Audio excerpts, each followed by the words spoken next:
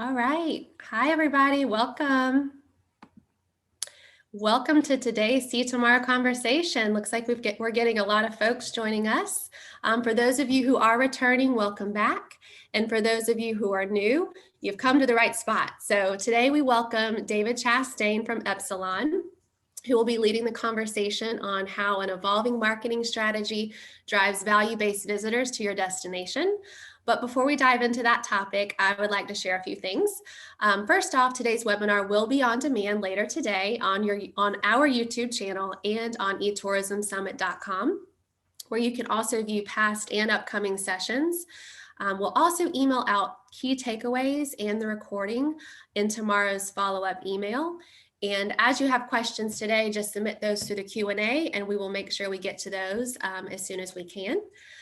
Secondly, if you haven't heard of the Travel Vertical, it is a free weekly e-newsletter curated exclusively for digital tourism marketers, featuring latest people, jobs, places, and much more. And you can subscribe for free for that on thetravelvertical.com.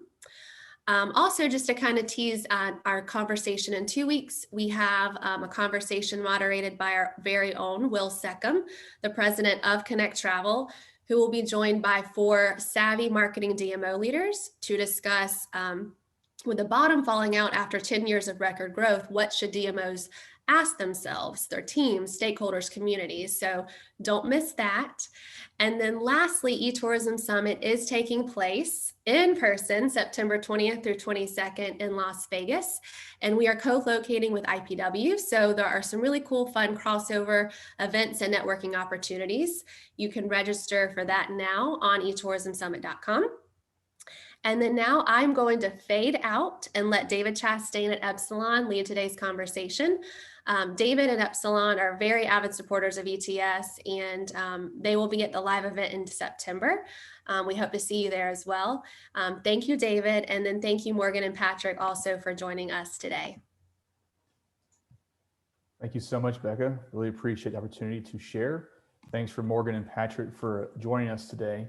I'm actually wearing, you mentioned in person, I'm wearing my conference jacket. I've worn this every spring conference we've had the last 2 years in person. I'm very bullish. We're getting back out in person here pretty soon. Can't wait to travel and see people's faces. We're actually seeing some really encouraging trends in some of our Epsilon data in terms of people getting back out there for spring break and other events, especially regionally. Today we're going to talk about, in particular, how Tampa and Gulf Shores Orange Beach have really developed an always-on marketing strategy to drive value-based visitors. And I've said this a few times over the past, but as we pivot from this idea that we need visitor volume, it kind of segues into Will's conversation in a couple of weeks, it's really time to embrace this idea of visitor value. Understand that every destination is different, every individual is different, and the ability to reach an individual, get them to show up and provide the most impact for your communities is vital now more than ever. So what we'll discuss today is how looking into the future and what we're doing today and hopefully tomorrow is embracing that visitor value and driving the best potential folks to our destinations. So with us we have Morgan Barna from Gulf Shores Orange Beach, Patrick Harrison from Visit Tampa Bay, and myself. So we're very excited. So Epsilon, those of you who attended eTours in the past, hopefully you're now aware our name change. When you first met me a few years ago, we were Conversant. We changed our name to Epsilon, which is actually our parent company, back in October, and we've been Epsilon ever since. All of my emails still work, so feel free to reach out to me at any email you have for me, but it all goes to the same place. But what we are built on is an accurate identity, and the same engine that powers companies like Disney and General Motors and Walgreens also empowers destinations to make smart decisions. And it all starts with accurate identity. I've spoken on this in the past. We knew Google Chrome changes were coming. We knew iOS systems were already degrading cookies a long time ago. But now more than ever, identity is very important. And what we see is unique people. We decision that at a one-to-one scale, and we measure that based on ROI in destination. And this single view of a traveler across behavioral data, first-party data, third-party data, immune to cookies going away, is going to be vital for destinations, not only as what they did last year, as they move towards recovery this year. Any questions on Epsilon or what we do, feel free to reach out to me. If you're LinkedIn, I post, shameless marketing plugs all the time. Feel free to check us out, and happy to help in any way we can. With that said, this has been a really interesting year, and we've had the immense privilege to work with Gulf Shores and Patrick at Tampa Bay over the course of the year. And the reason we chosen to discuss our conversation today was we all dealt with COVID, but they also each dealt with unique situations in addition to COVID. Morgan and her destination, dealing with Hurricane Sally, which hit several years to the day as the last one. And then Patrick kind of dealing with a giant event of his own with the Super Bowl. And how do we, look at these things and continue to market and invite visitors back, during momentous events. So I'm going to exit out of this, and we're just going to have a conversation today. And the goal is just to help facilitate this and see where it goes. So with that said, our first question for the panel, and I'll start with you, Patrick, is having an always on marketing strategy isn't easy, especially when faced with challenges that are unpredictable. What are some of the strategies you've implemented to ensure market success while continuing to find the best visitors for your destination?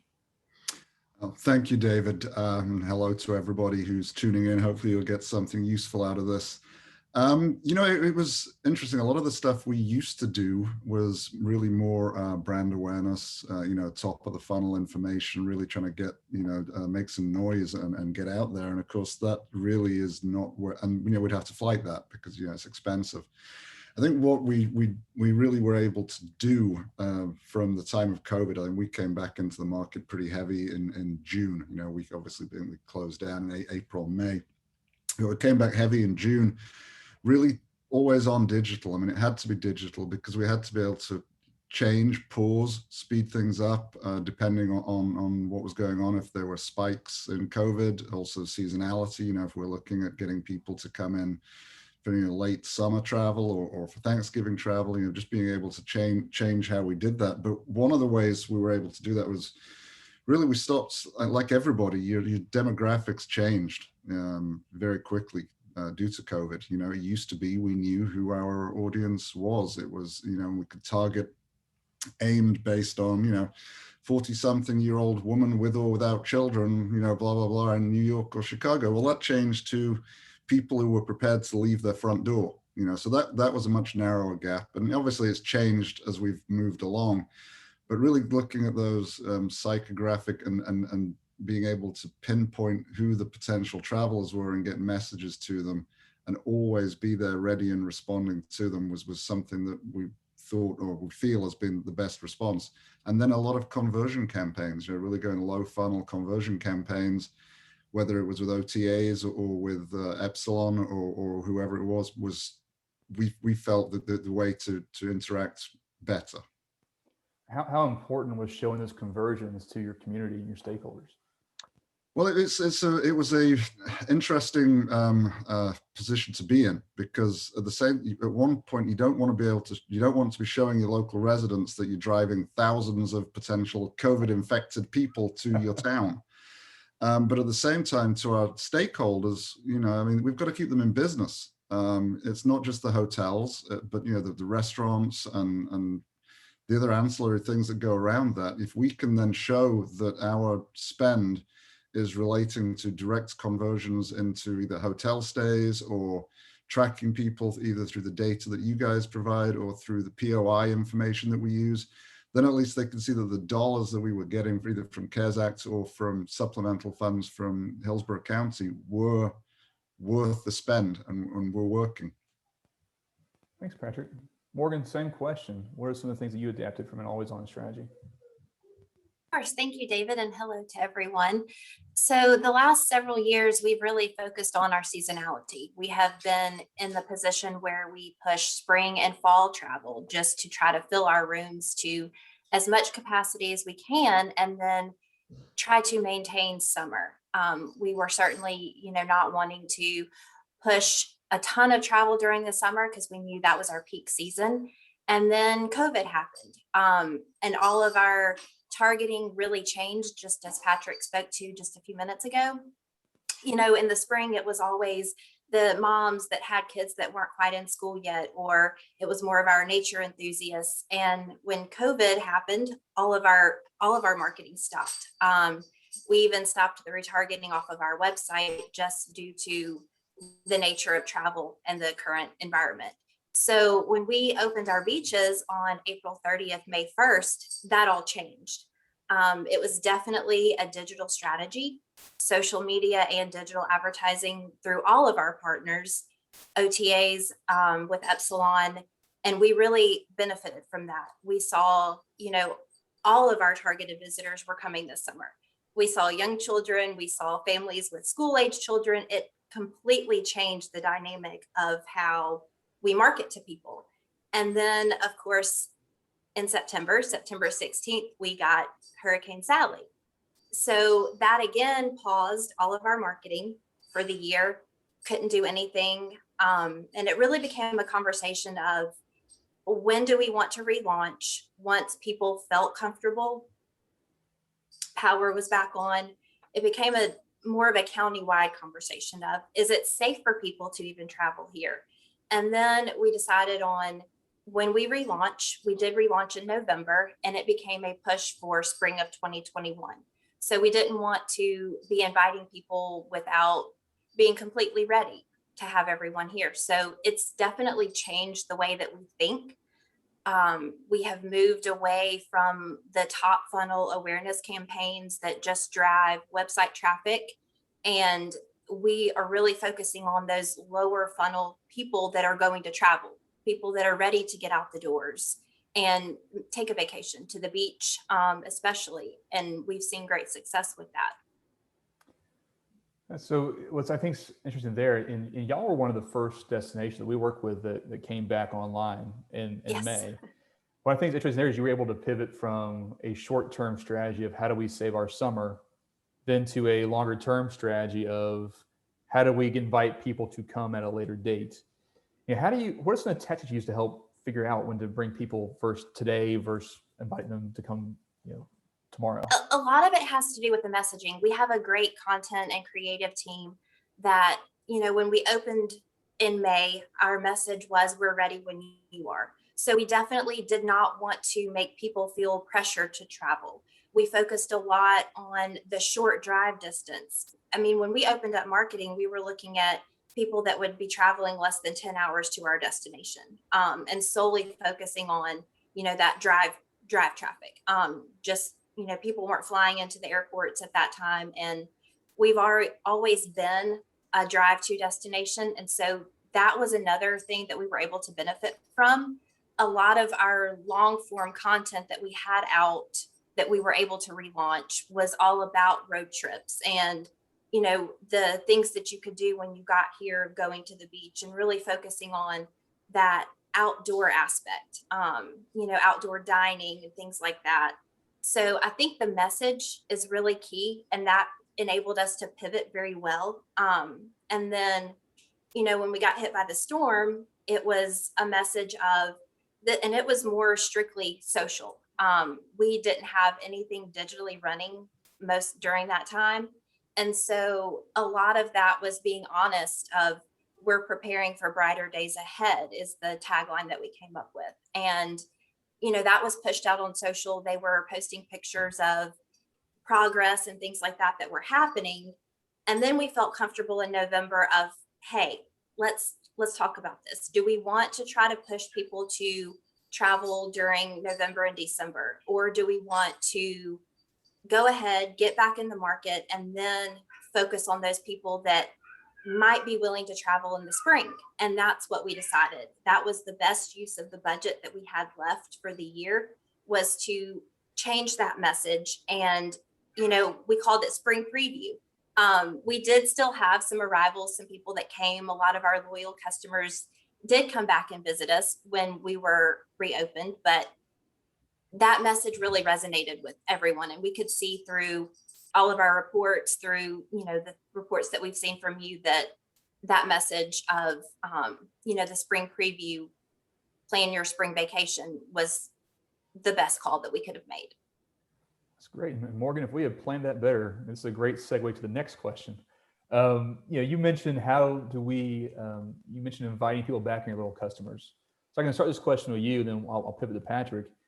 I think when you think of retargeting, we think about website traffic. Right. But, as you're focusing more on those little customers, how did you re-engage past visitors to return? And can you share the details of how you remarket to make sure you don't lose, or even how do you gain a share of vacation? We see a lot when it comes over one big giant tourism family. We do have competitive sets, right? We have beaches next door, you have cities nearby. So what are the ways you pivoted to really make sure you're keeping your loyal customers as well as finding new ones? So a lot of that, we have a very engaged social audience. And so being able to get in front of those people, that helped. We have our e-tidings newsletter that goes out. We have a fishing newsletter and a golf one. And so those, of course, are going to be our most loyal customers, those that are going to come back year after year and have their vacation here and enjoy everything that the Gulf Shores and Orange Beach has to offer. What we've also done, and we've learned through you and being able to do this, is being able to go back and look at some of that data of past visitors and be able to remarket to them and invite them to come back the next year. We still do have that retargeting side that's on the website, because we certainly don't want to discount any new visitors. And that set has certainly increased since the pandemic hit. Being open, one of the first beaches that opened this summer, we certainly saw a lot of new visitation that had not been here before. And we saw that in our welcome centers and our restaurants. And it was, so we did gain some new customers. So definitely leaving that somewhat of a retargeting aspect on your website, but our shift more to the remarketing and talking to those loyal visitors is definitely more value. And that's where we're reaching our most valuable customers that are going to show loyalty and come back and visit. So I think it's interesting. And as we work with other businesses here at Epsilon, the key strategy that a lot of companies work with is how do we retain and grow our current customer base? And for Destination, we'll do the same thing, especially during COVID. It's been an interesting conversation. Patrick, what are some things that you've done to really focus on that past visitor? It's interesting because we're obviously we're working somewhat with you guys too. We're a little early on and in the process to have any of those results to share for effectiveness. But for us, it's remarketing and retargeting are always going to be the best way. If you can find somebody who's either loyal or has shown interest in your destination, then those are the easier ones to catch, right? So that's the low-hanging fruit, and it's always that low-hanging fruit is the one that can make the extra difference in the bottom line. So whether it be through targeting through newsletters, through specific say an OTA campaign that targets people who have either been before, who have shown interest in your destination or one of the many that are surrounding, especially if you're running something in state, which we did in the summer and the fall, trying to pick up those residents in Miami and Jacksonville and Orlando for that drive audience. I think targeting those was key in at least our weekend business, because our weekend business now is probably back to close to where we expect it to be. We have a different challenge now, which transitions into conventions and meetings and business travel, because that is obviously still not where it needs to be. And for an urban area such as ours, that's kind of key. So really now trying to use the retargeting and remarketing to try and fill in Monday, Tuesday, Wednesday, which are usually what we didn't bother with because that was taken care of with transient, with business. This is now where we've had to focus, and it's a slow grind, but you can see every week that it is gradually picking up and is making a difference. That's good to hear that things are almost back to where you expect on the weekends.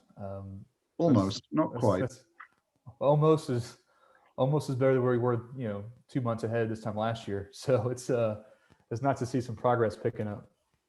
Well, it's interesting because last February was our second best month in the history of Visit Tampa Bay.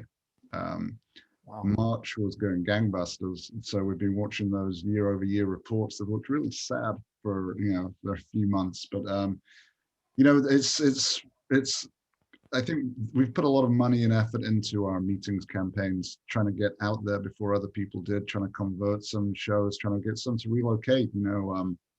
Obviously other parts of the country are not as open as we are. Florida, just like Georgia, David, took very much of a, we're open, come on down, approach to things. And I think it's interesting, US Travel is actually in Tampa this week holding their board meeting. We've got some Destinations International folks in next month. The huge Connect mega show is coming in this summer in a great time of need for us. So by concentrating on some of those, that's really helped things along too. Kind of like penguins on an iceberg. Once the first one falls off and the polar bears and eat them, more people will come and show up, and it'll be good for everybody. So that's great to hear. As we do our third question, I think when it comes to marketing strategy, most people would agree that consistency is king. How do you ensure that Visit Tampa Bay and Gulf Shores has a consistent message across your digital media and other mediums as well? Patrick, you want to kick us off? Sure. I mean, I think it goes beyond. I think we talked about this just for people who aren't aware. We did practice a little. We talked last week or the week before, whatever it was. This goes beyond just consistency. I mean, as marketers and destinations, we should be consistent anyway. I think it goes beyond. It goes to expanding your digital media strategy. Make sure everything's in line. Every year, the great thing about this business that keeps it exciting is every year we get better at understanding where the data, and we get new forms of data that really show how we can follow the customers more and how we can retarget them more. But I think a lot of it comes back to knowing what those KPIs are so that your strategy can relate to them. So you're not wasting any time and effort, that you're making sure that everything, whether you're analyzing, spending volume, proving those results, sharing those results, and making sure everything is consistent across the board is key. Thanks. Morgan, your thoughts on that? Yeah, of course. I'm looking over here at my separate screen too.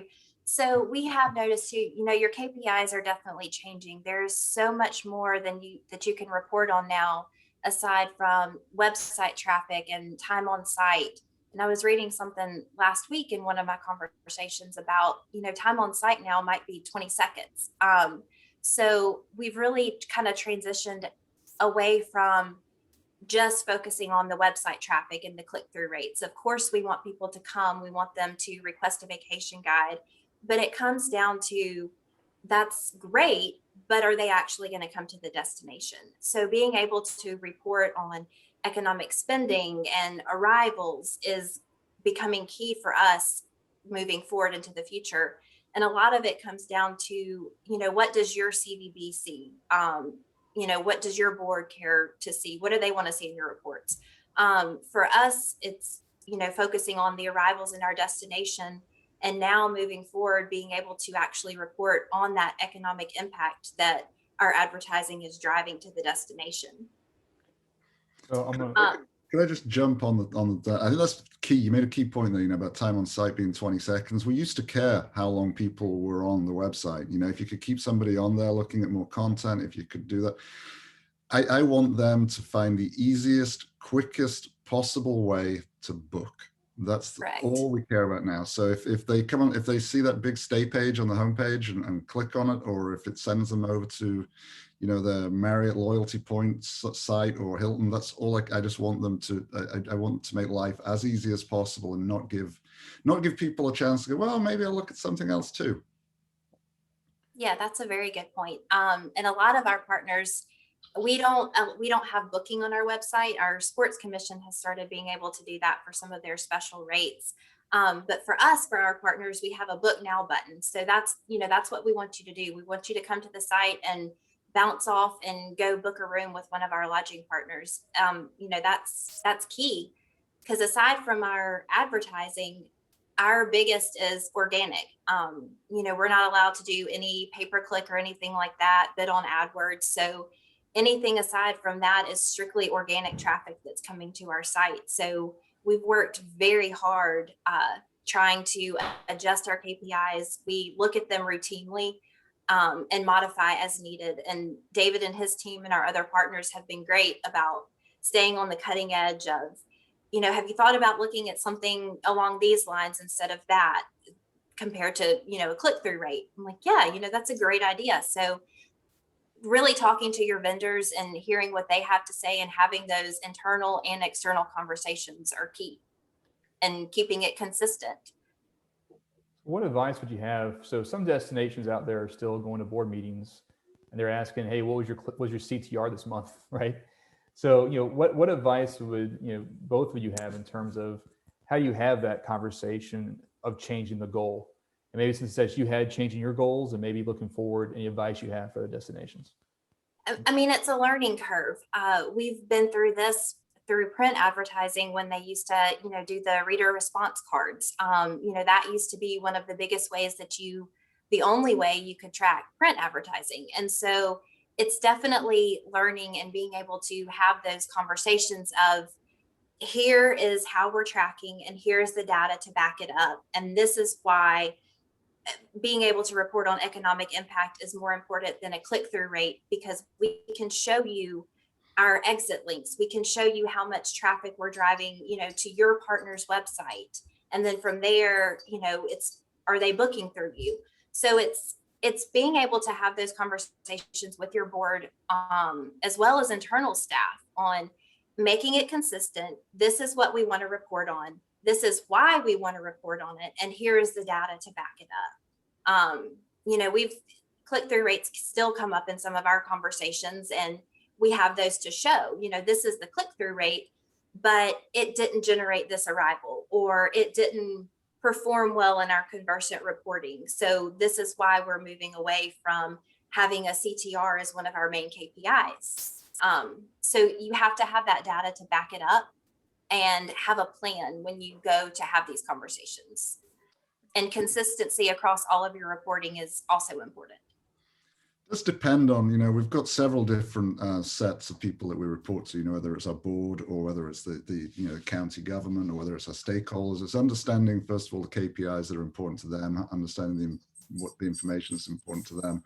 I don't remember the last time I actually mentioned a click-through rate to anybody, because I think, again, it is an educational process, but we've been doing this with our board and with our stakeholders for so long now that really they've all become quite savvy, and they want to know dollars. They want to know dollars and cents. They want to know, what's the impact, because at the end of the day, it's all for the betterment of the community. So if we can bring people in and have, no matter whether it's a bigger number of people or a bigger spend, preferably a bigger spend and fewer people at the moment, that's what they want to understand. So that's what they're getting now. Bigger spend and fewer people. You're preaching to the choir. I love that. Yes. That's great. And I mean, like our reports to our board, they evolve all the time as they become more savvy and understand what we're reporting on. So it's being able to evolve those reports to keep up with the information that they want to be able to know. So as we move from, destination marketers to embracing destination management, what are some innovations you guys have done to either unlock value for your partners or from a marketing perspective to attract visitors? Morgan, you want to kick us off? Sure. Could you repeat that question for me, please? I didn't hear you very well. I'm sorry. I'm trying to balance children screaming. I was told they wouldn't be here, but no, you're fine. 2021. So, throughout the course of last year, as you've moved more from marketing to really destination management, what's been some innovative marketing or management approaches you've taken that you're proud of in 2021? Of course. So that's been a big topic of conversation with us. And really, we're very fortunate where we have both of our cities rely on us. They understand the importance of the tourism bureau in our destination and the impacts that we bring. So to me, that's key, is being able to work with our cities. I'll use our sportsplexes, for example. We have a sports commission and they bring in events year round that also helps fill those room nights. So being able to show that, tourism and more destination management is able to help improve those soccer fields, or, have events like NCAA beach volleyball that comes in May. So a lot of those improvements and the nice facilities that you have that you may not necessarily have if it wasn't for your tourism economic impact that's coming in. And so a lot of our, our CEO and COOs, they have those conversations with our cities all the time. And it's a very good working relationship from our perspective. So it's an interesting, the COVID, obviously provided so many challenges, and I know some folks still are not really able to market and get to do a lot, but really we looked at it as an opportunity to just tear everything up. Let's stop doing what we've been doing. Let's look back at everything. Let's analyze. Let's go back to what we should be doing.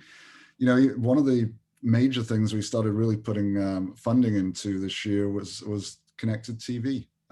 Because everybody's watching Hulu and Netflix. It's like, if what's the point in putting up billboards if no one's driving? But we all know they're watching TV, so let's get in front of them in things that you can't skip through.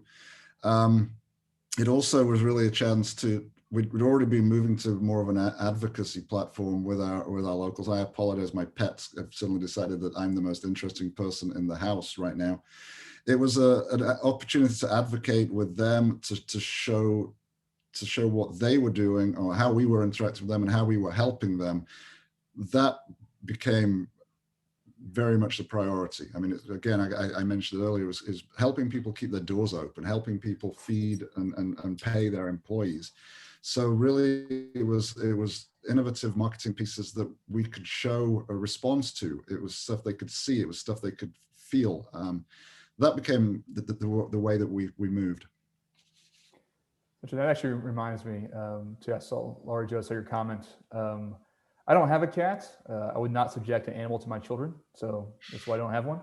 But it does remind me, we do have a chat option. So if you have questions out there for the panel, feel free to reach out to me. We actually had one come in. What is the most effective strategy you have implemented on social media? Morgan, why don't you kick this one off? On social media, our most effective strategy, we promote so much throughout the year, a lot of our, nature assets, fishing, golf, but I would really say our leisure push is the most effective. Our digital operations manager, Crystal Hines, started doing some live video feeds this year, and that has been one of the most successful strategies that we've had. Happened, mostly after the storm hit. We, filming the beach, that's where people are most interested. They want to be able to go into social media and hear the waves. YouTube has also been a very effective strategy from that type of platform for us too. We've got a great YouTube channel, a lot of videos, short and long form videos that also create a lot of engagement that we're able to share out on on all of our platforms. I think just to jump on there, the content, the ability, if nobody can visit, especially early on when nobody can visit, how do you keep the excitement up? How do you keep showing people what's coming and what's evolving?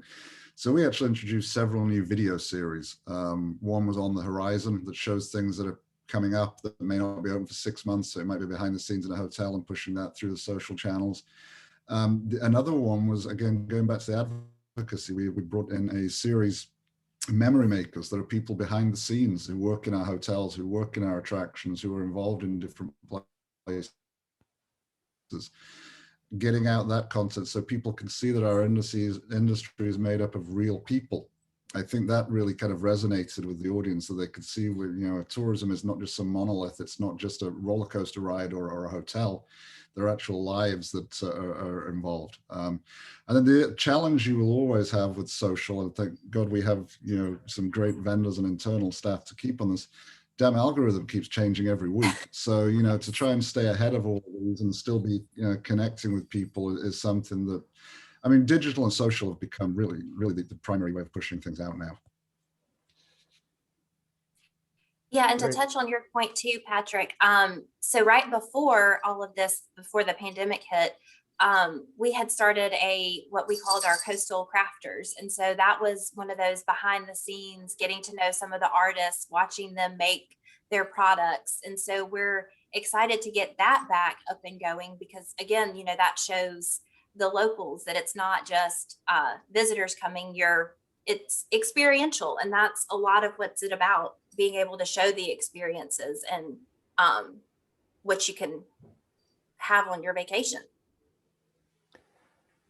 Yeah, that's a good point. I think you're trying to understand and highlight that, our destination is made up of individuals, whether it's someone that works in the industry or someone that's local, but also the people we're reaching are also individuals, and how we're changing that targeting from trying to find a one size fits all, to Patrick's point, 40-year-old women who live in certain cities, to how do we identify someone with the proclivity and the means and the willingness to travel to our destination versus our neighbors, and how do we time that and make it work? It's very interesting. As we to our final question, I live in Atlanta. I'm a diehard Atlanta Falcons fan, so I wanted nothing more. I love Patrick, Tom Brady. I want to hate him, but after I watched him throw that Lombardi Trophy over open water, he became so damn likable, and now I can't help but like him a little bit. Well, that being said, I know we're immersed in Q1 and we're hopeful. I know Patrick, you just had a big event.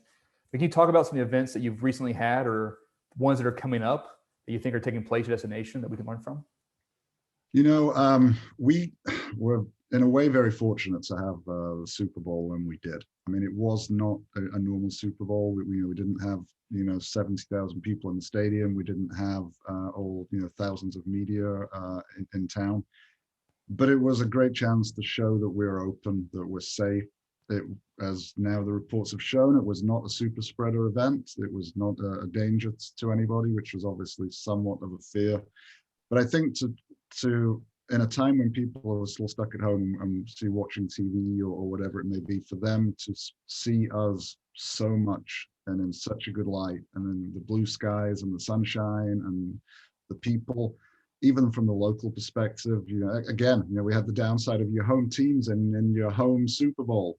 It turned out to be a great year to do that and to win. Sorry, David. But I think those large scale events also brought the locals out.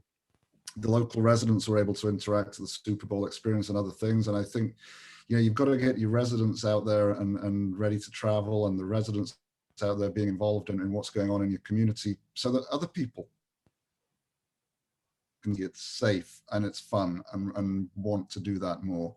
So that provided a great platform for us. Now WrestleMania has come back. We have that next month, end of April. We were supposed to have it last March. Obviously, we didn't. WrestleMania is one of those events. It's an interesting event in that it's the amount of money that people spend and the wealth of the individuals that come to that event is far in excess of what you would assume it is. These are, I'm not denigrating wrestling fans in any way, shape or form, but they come in and they spend a lot more money than just about anybody else does. They have a lot more money than just about anybody else does. So again, and we don't even have a set attendance on that as of yet that I'm aware of, because we're still waiting with the vaccine rollouts to see what kind of crowds we can bring in. But each one of these large events, I think, just underlines what the messaging that we've been putting out since last year about the safe and openness and the possibility for visitors to return. Yeah, it's interesting you say, messaging that we were putting out last year. The people we're inviting to our destinations, they're not coming today. We're setting expectations. We're inviting them to come back as soon as they can. Patrick, what are some of the things you did? I know that, as a convention town, we had to make some pivots to try to get people to come faster. What did y'all do towards the end of last year to try to impact the end of the year as much as you could, versus what are you doing now to kind of moving forward with these events?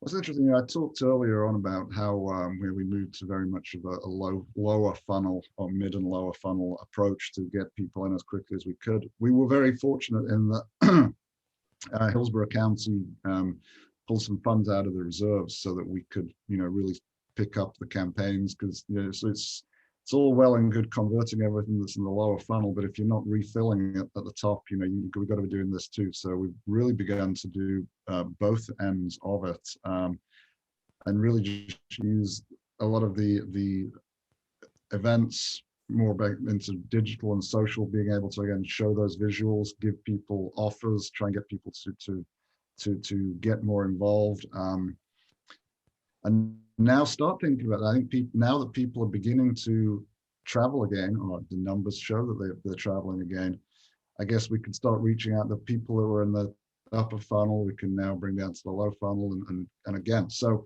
whether we're doing campaigns through OTAs or through our own organic or through Epsilon or others, it's really we've been able to just step them all up, and I think that just puts us in a better position, moving forwards. Thanks. Morgan, what do you have coming up you're hoping for, events in Gulf Shores?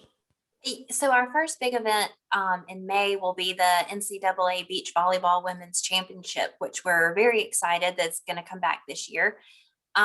We still don't have a lot of details on, ticketing due to COVID guidelines and things like that. But, from a messaging standpoint from us, it will be pushing view it online on ESPN to be able to showcase our destination, our beautiful beaches and our waters, which, is just as much as value as having, a lot of those people coming in. They may come later, which is certainly a goal that we would have for that. We're looking forward to fall, hoping that a lot of our culinary events come back, our annual shrimp festival, oyster festival. We've got several runs that take place, triathlon that happens in September and a half marathon that happens in November, right around Thanksgiving. So we're really looking forward to being able to welcome a lot of those events back and hopefully being able to obtain new ones in the future. So we're at a slight disadvantage on some of the regular events because this is when they would normally be. February and March are when a lot of our festivals are. Obviously, usually at the end of January is a big Gasparilla pirate invasion. So a lot of those have been pushed back. But one of the things that you mentioned, sports, is amateur sports is really picking up. I think everybody is really going after a lot of those amateur sports teams and groups. Which is a great piece of business. But for us, it's really going to be a lot of the events planning. I think for the first event that's still on the books is Tampa Pride, which is right now scheduled for the end of May. So I think hopefully we'll be able to use that to maybe springboard some stuff for either the fall or into next year. Yes, a lot of our spring events have been canceled or pushed back as well. We have some art shows that take place in the spring, Zydeco Festival, some things like that, I don't think people felt comfortable inviting thousands of people into the destination for those types of events this early. So we're certainly looking forward to May through the summer and into the fall to be able to host those events that come back. That's wonderful. Just a reminder, if there's any questions, feel free to put them on the panel. So a couple more things, and if not, we'll feel some time back. We're not going to belabor everything. This has been great to have a good conversation with you all. I guess the final question I would ask both of you is, what are you going to do moving forward? We're talking about we've got events coming up. We've pivoted through COVID. Now that we're in recovery, is that messaging changing at all now too? No, Morgan, as spring breaks right around the corner for most of the Southeast, what comes next after we get from this first, all right, spring breaks here? What do you think is going to happen for the rest of the year in terms of, if the trajectory stays the same? So for us, I think we're still seeing that the shorter booking window, less than 30 days. As I think a lot of people have seen in trying to book condos for this month. David, we talked about that earlier. But for us, the messaging is still going to be able to push the safe travel that, that we feel like we're there. Make sure you're socially distancing on the beach. So the messaging will still be there. Even once, the health guidelines are amended again and lifted, it will still be, I think we've changed forever on, we can't go back to a traditional message of, just opening the floodgates and inviting the masses. It's got to be a very strategic and a very targeted approach. I think if anything, that's what it's taught us this year, is to focus on our value visitors. And it's a combination of all of it, the print, the digital, the TV and the radio. We've gotten into podcast advertising and things like that in the spring. So I think the messaging will change. And I think that the way that people book travel has changed.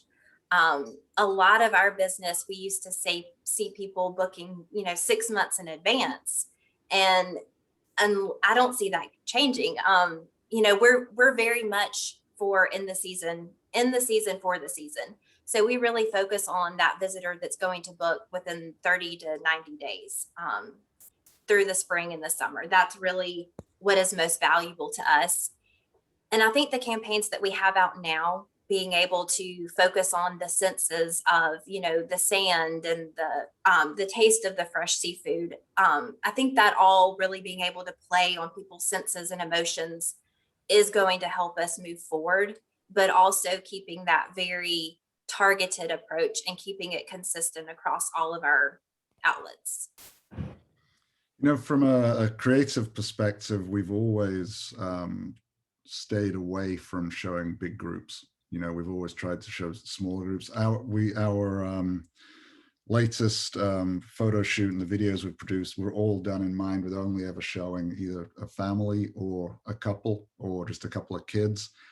I think that's the direction we will keep to. And then for us, I think the exciting factors that we know at some point the international markets are going to open up again. So now we're working closely with audiences in the UK and Germany and so on, trying to find what's their approach. Where psychologically, where are people in their minds right now? And making sure that we appeal to them to get so that they choose us as opposed to somewhere else. I think that's going to be the interesting fact through the rest of the year, because we tend to have two audiences. We have, as you said, Morgan, was the 30 days, but we're also talking, we're talking next spring and next summer to some of them as well. So it's kind of a balancing act. And fortunately, again, we have some smart agencies that work with us and some smart people in those other countries. But it's I guess from a marketing perspective, it's more exciting now because it's constantly changing. The rules are constantly changing. The goalposts, to go back to a sports metaphor, are changing. And I think it's just fun in a way, just to be constantly evolving and looking for new ways to connect with those people in a meaningful way, and actually, get that reservation at one of your hotels. And to achieve that now feels so much more rewarding than it did pre-COVID. Definitely does. We actually had a question come in from Michael. What has been your biggest contributing factor or benefit to bringing back sports or events to your destination? As I said on the Super Bowl point, I think it was not only to show the US viewing audience on TV, but it was the local folks, getting them back out into their local restaurants, getting them back out into the parks, getting them out and interacting with each other, so that they're in a safe and socially distanced, and we followed all the guidelines. I've never seen more hand sanitizer stations in my life. There's thousands of them, but I think it's for their well-being, their emotional well-being too. And when they can start getting outside, when our community can start to feel more comfortable and they can start traveling, I think that's the biggest benefit to all of us long term. Wonderful. Well, thank you both so much for joining us today. Here at Epsilon, thank you to eTourism and the Connect family for allowing us to join and host this event. We hope to see you all very soon. I said I'm in a conference jacket. I want to get out there and see people as soon as we can. But let us know how we can help. We're all here to provide information as we can. And thanks so much for joining me. Hope to see you soon. Thank you. Thank you for having us. Chastain. Yes, thank you.